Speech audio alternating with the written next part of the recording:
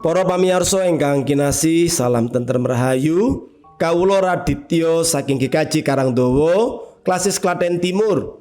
Kepareng badhe ngaturaken renungan Sabda Winedhar dinten Selasa Surya kaping 21 bulan Februari taun 2026 kanthi jejer kudu bisa nelokake.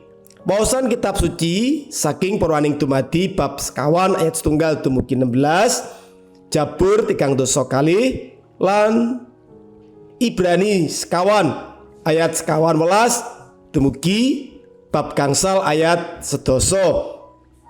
Wondene pamaosing nat saking Purwaning Dumadi bab sekawan ayat 7 ingkang mekaten suraosipun, yen sira gawe becik apa ulat ira ora bakal padhang, nanging menawa sira ora gawe becik, si dosa wis ndedhep ana ing ngarep lawang sarta banget anggone nggodha sira, nanging sira kudu bisa nelokake.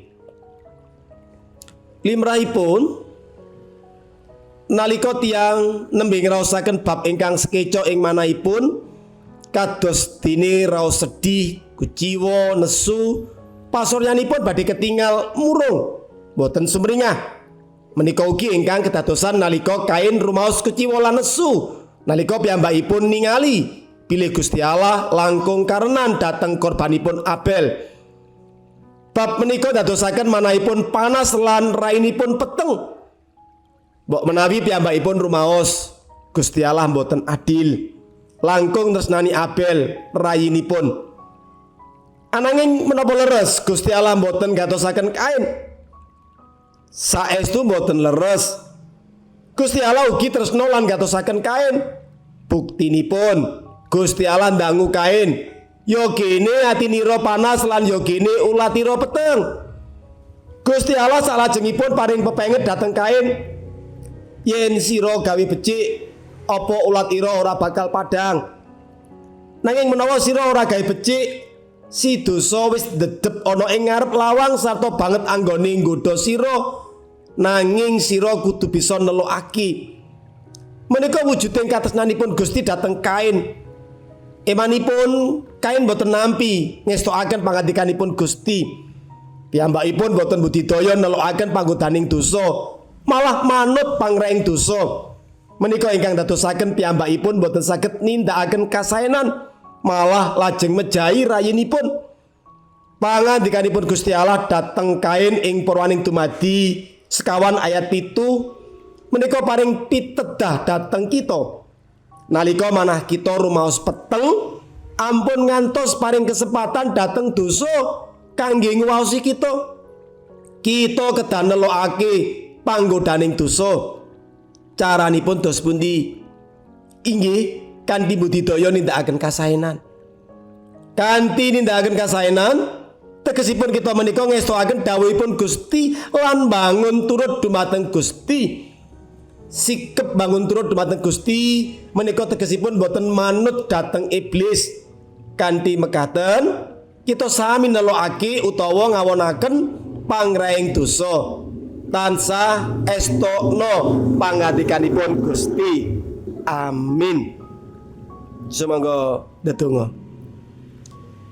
Gusti, kawula nyuwun supados kaparingan dayaning gesang.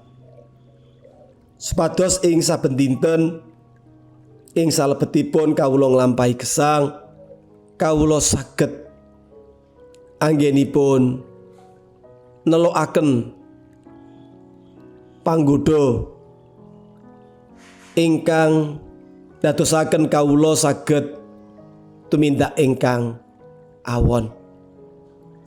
Saestu duh Gusti, temtu ing dinten-dinten ingkang kawula lampahi minangka manungsa ingkang ringkih lan winates, kawula saged nemahi maneka warni kawontenan lan ugi panggoda.